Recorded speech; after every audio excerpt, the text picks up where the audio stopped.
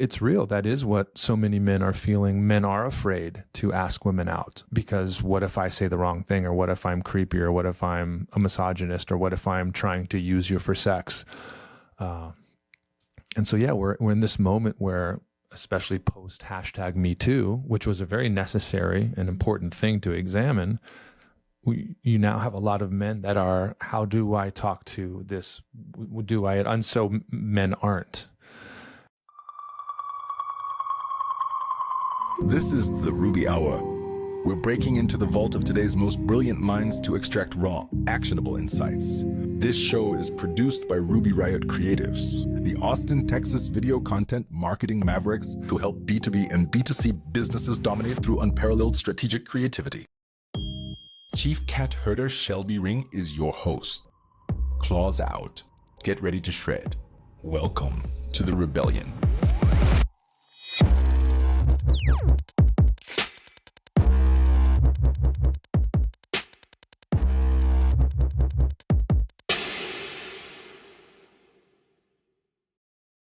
Michael, you're here.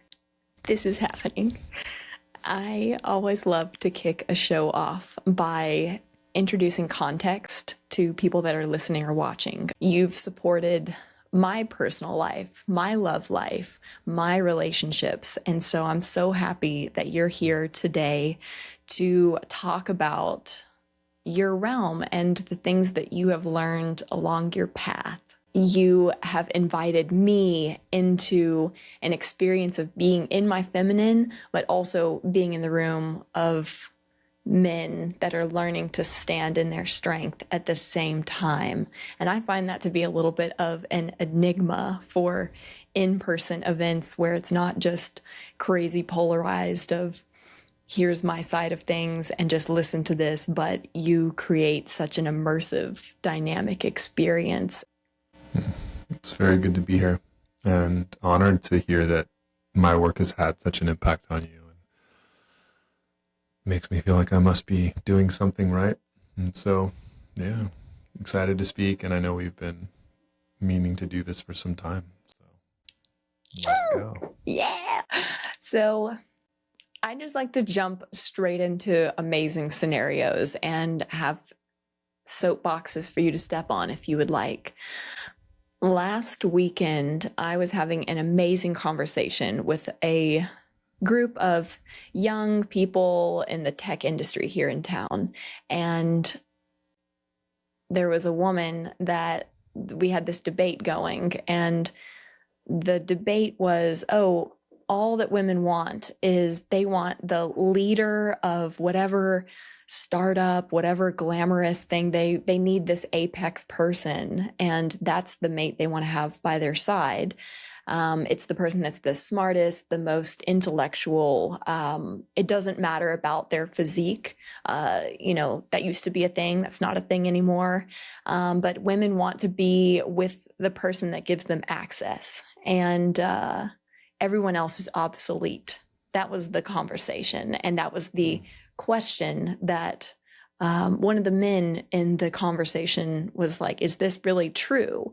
And one of the women that was there echoed, yeah, that's exactly it. I mean, why are we going to waste our time? We want to jump into, hitch our wagon to potential, and to, we're going straight to the top. And I just thought that was a load of crap. And I was like, there's so many things in that are not my, I don't care about any of those things. But I got to speak deeper with the young man that posed that question.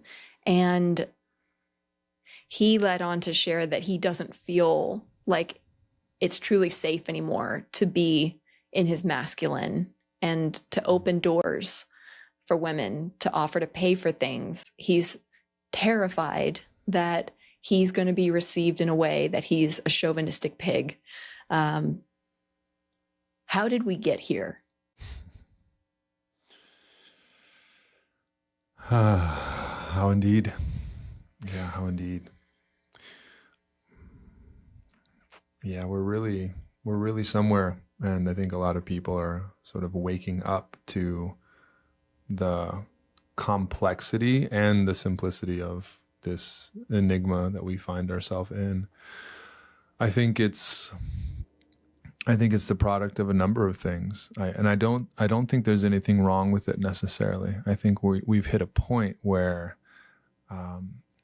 let's say that the brilliance and necessity of what feminism has given us has shown itself, and the rise of the capacity and freedom for our sisters to be in their fullness, to be in the fullness of how they want to show up in the world, in whatever way they want to show up in the world.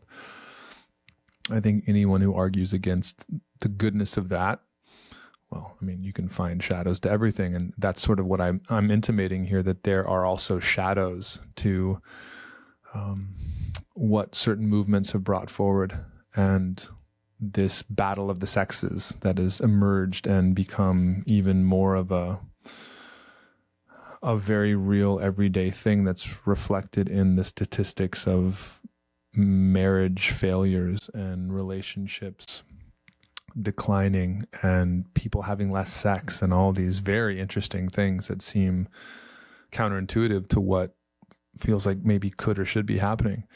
How did we get here? Yeah, I think slowly and really, really quickly all at once. Like there's a lot here, but I think it's important to remember that woman who had that perspective of this is what women want. It's like, well, that's what she wants. That's what she wants. And it's clear that you want something very different. Now, there are dominance hierarchies, and hypergamy is a thing. Hypergamy being the proclivity for women to generally date up and across dominance hierarchies, or however you want to describe them, and for men to go across and down. That's demonstrable. That's a statistic we can look at with interest, but that we're at a wild time where we're redefining all these things, and definitions that have been set in stone for millennia are now being broken or reshaped or reframed, and we're starting to see the impact of these things. And I think the excitement in breaking these things, breaking down the old guard, the traditions of things, and the necessity of cracking those things open also come with a bit of a price. So as I see it, we're in this very interesting moment of traditionalism and progressivism reorientating themselves to each other. A question I didn't know how to answer because I haven't lived it was, that young man said, I don't know how to access my masculinity. I don't know. Yep. I'm very out of touch. How do I get more in touch with that? Mm-hmm. What are your thoughts on that? I can speak to that directly, and I'll try to speak to it from my own experience as the son of a second wave feminist. And I love my mother. She's an incredible woman. There was an imprint that I received both from her, and also from the culture that I was raised in. Not everyone internalized this. So again, I want to be very careful in the specificity that I'm taking of my ownership of taking these concepts in and allowing them to inform me in a specific way. But when I grew up hearing patriarchy, when I grew up hearing toxic masculinity, the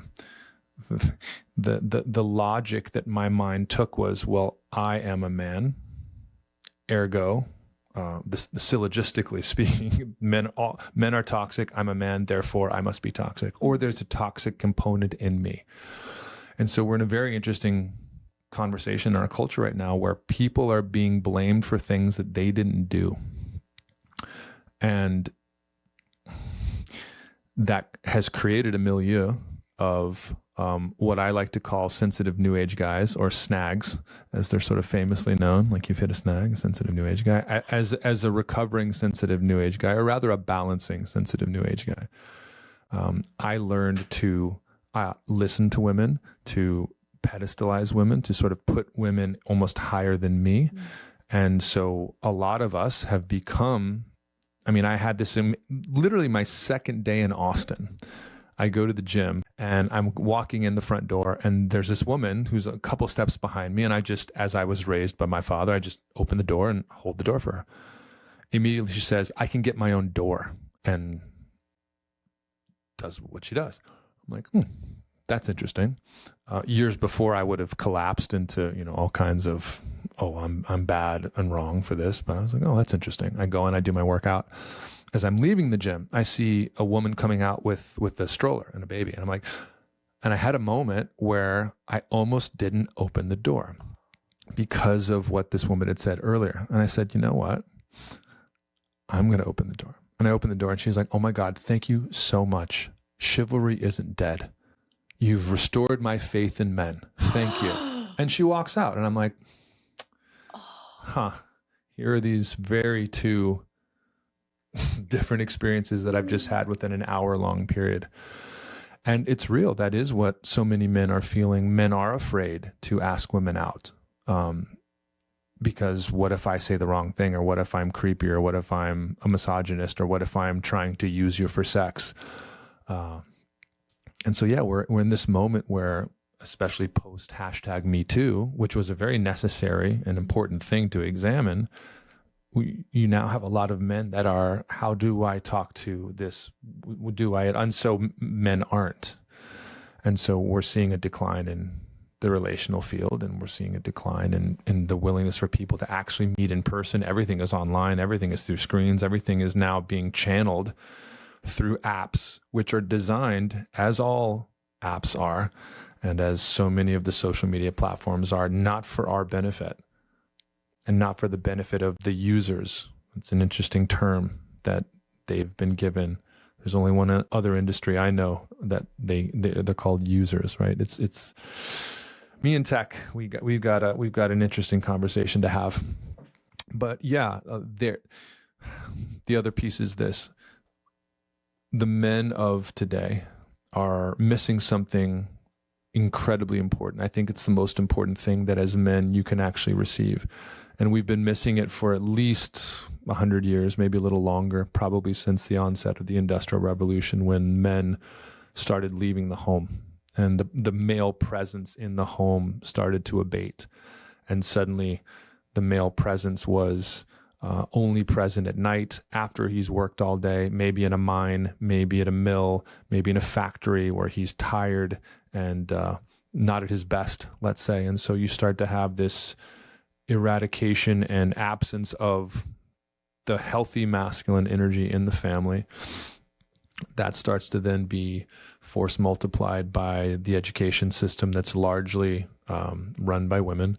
And again, there's nothing wrong with this necessarily. What I'm pointing to is that we've lost the rites of passage and rituals that the men of planet Earth went through universally for hundreds of thousands of years, regardless of where your ethnicity comes from, that all over this planet, as has been very thoroughly researched by the likes of Joseph Campbell, Mircea Eliade, a lot of these really profound wisdom gatherers, that the men of today are not going through the rituals and rites of passage that are necessary to help them transform their immature psychologies, their boy psychology, into the psychology of men.